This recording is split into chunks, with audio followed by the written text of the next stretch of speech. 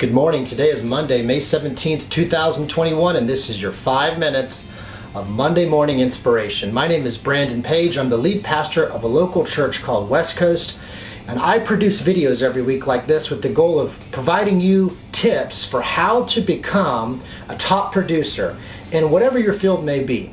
So today's topic is one that I think about all the time, and if you're a top producer, if you lead anyone, if you're directing anyone, if you're trying to build anything of value, you come to realize sooner or later that timing is everything, right? So we can try to will things into existence, and there's something about that that's powerful, but there's also something that we're completely out of control of, and that is timing. So at the right time, for example, if you're in sales, there's a time to ask for what you want. There's a time to be still and wait.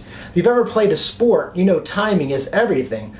Whatever you may be doing, there's this ebb and flow to life, and we realize that some times are better than others, that not all times are created equal. So as a top producer, it's important that you begin to develop the ability to recognize timing, that when the time is right and when the time is wrong. So there's a really interesting story in the book of First Chronicles.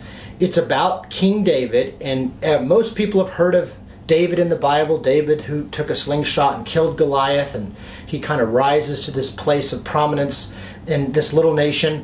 But many years later, what people don't realize is that for most of a good chunk of David's life, he was hunted. He was an outlaw.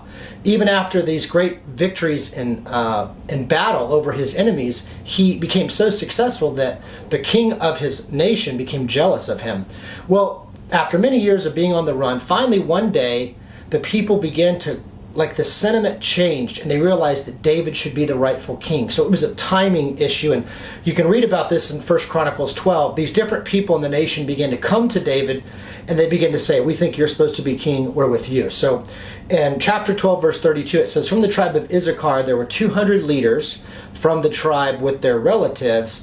And it says, "All these men understood the signs of the times, and they knew the best course of action to take." So this is a super cool scripture because it shows that these men in this particular scenario or situation realized that a special time had come. And they not only recognized the time, but they recognized, okay, we need to make a decision, and they knew what to do. So I want to share with you a question that you can ask yourself, and if you're a leader of any kind, you can ask your teams. This question is awesome. Again, it doesn't matter where your area of operation is. If you own or operate a small business, if you're a middle manager, if you're a president, if you're a CEO, if you're in the military, or if you're in ministry, it doesn't matter. This question is very, very good for anyone attempting to do anything of value. They ask this question of themselves and their teams: what happens next and when? They ask this question all the time. Okay, here we are. We've just done X. We've accomplished this. We've moved the needle. Now, what happens next and when? Top producers are clear about what they want. That's a big statement because a lot of people are unclear about what they want. But top producers are crystal clear on what they want. And they know in order to achieve what they want, they have to continually take productive, focused action in the direction of their objective.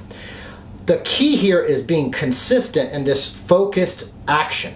In order to do this, one of the things that you have to do all the time is like a reality check, like checking the oil on your motor, or the speed at which you're running. You're checking your heart rate. You have to stop and say, okay, this is where we are now. What happens next and when? Is it time to take a break? Should we go a little harder? Should we totally change gears? Or should we just keep hammering doing what we're doing? So top producers ask themselves and their teams this question all the time. What happens next and when? You don't want to get immobilized in inaction. You want to keep moving forward. So next week I'm going to continue with the second part of this question, and it's once you've answered what happens next, you answer when. And I think that you're going to get a lot of value out of this, and it will truly help you to become and remain a top producer. I want to thank you for joining me today for this 5 minutes of Monday morning inspiration. Please feel free to share this video with your friends, your coworkers, with your family, really anyone you think that might find it valuable. Know this, that God cares about you, and so do I. And with that, I hope you have an awesome Monday.